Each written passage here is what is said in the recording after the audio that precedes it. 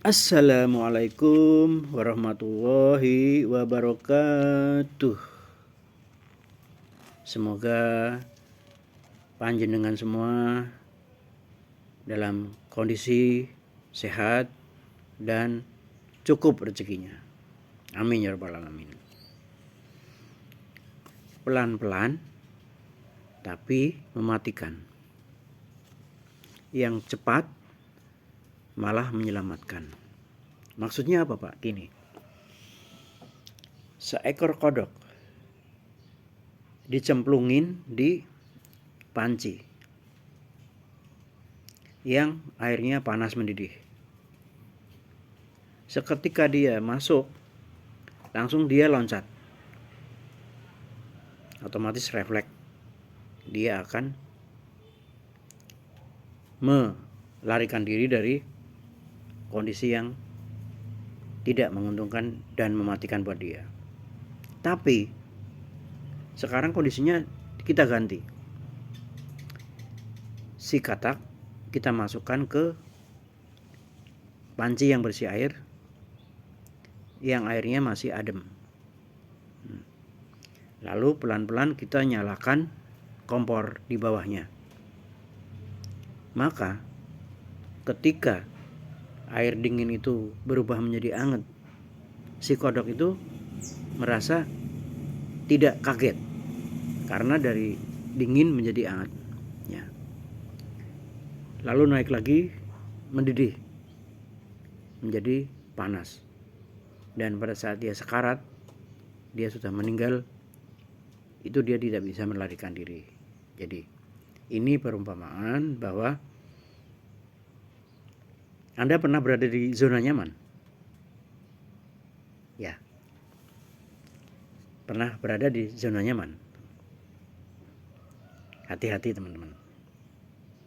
Jadi zona nyaman itu seperti air dingin tadi, ya.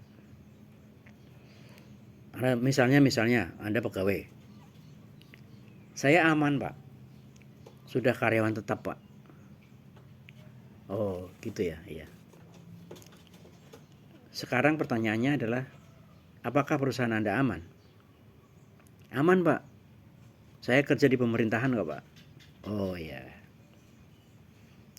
Aman, Pak. Saya kerja di BUMN, Pak. Oh iya.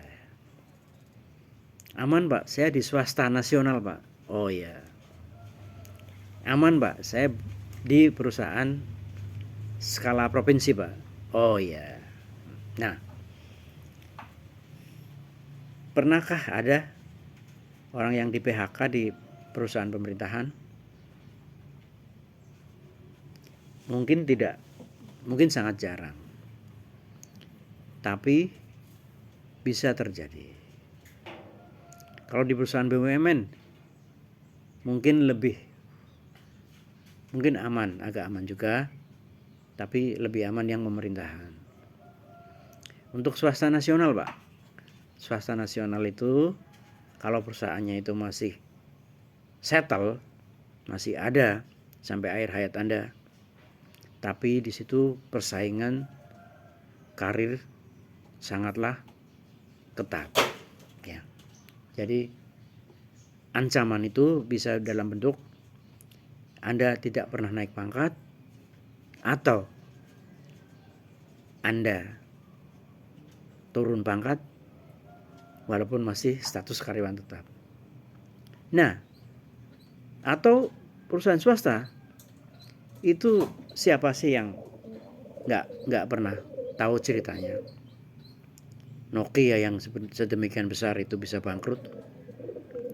Siapa yang pernah mengira kalau Sritek itu akan bangkrut, akan dipilotkan? Siapa yang mengira? Jadi banyak perusahaan yang pilot. Apalagi swasta itu skalanya provinsi atau bahkan kecamatan. Perorangan pula. Nah, perorangan ini juga orang bilang, Pak, kalau bukan dari keluarga, terah keluarga, itu nggak bakalan naik sampai kepala bagian, Pak. Itu mentok di situ. Jadi teman-teman. Jadi ketika Anda berada di zona nyaman, ya, Anda mantap udah karyawan tetap, ya. Anda sudah dapat inventaris mobil Avanza gitu ya. Anda sudah dapat bonus, reward dan lain sebagainya. Ya. Itu pada saat Anda memperoleh itu semua, itu jangan lupa bahwa kawan-kawan Anda itu juga bekerja lebih keras untuk memperoleh fasilitas yang Anda miliki. Gitu teman-teman. Jadi ya, baik yang dengan cara sportif maupun yang tidak sportif gitu. Jadi kembali ke kodok tadi, kadang-kadang kita hanya kaget kalau kejadiannya adalah tiba-tiba bangkrut perusahaannya. Kaget, kita nggak bisa apa-apa. Tapi ketika perusahaan kita baik-baik saja teman-teman, kita harus peka. Beberapa waktu yang lalu saya diskusi sama teman, dia bekerja di perusahaan lokal tingkat kota gitu, cabangnya hanya 5 gitu. Nah, ketika dia mau lebaran, itu THR-nya kepotong untuk angsuran pinjaman kantor. Dia tanya ke saya awalnya, "Mak, boleh nggak ya Pak THR digunakan untuk angsuran pinjaman?" Saya bilang, kalau strukturnya itu sebenarnya gaji, itu kan gaji ke-13, jadi hak karyawan. Tinggal Mas lihat di akad pinjamannya itu, perusahaan boleh nggak bebas untuk mendebet. Kalau bebas ya berarti Anda berada dalam legal yang sudah benar perusahaan itu. Tapi kalau tidak ada, Anda boleh tanya aja. Anda boleh tanya. Itu berlangsung 2 hari sebelum lebaran Pak. Jadi si karyawan itu udah libur, udah mau tanya ke siapa dia nggak tahu. Nah, kemudian saya bilang gini, Mas ada yang namanya sinyal-sinyal Mas. Anda udah berapa tahun kerja di situ? Salah satu sinyal adalah likuiditas perusahaan.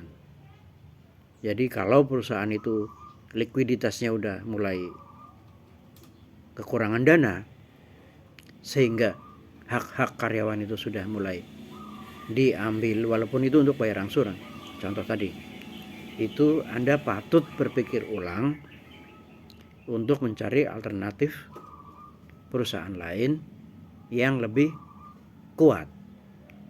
Jangan sampai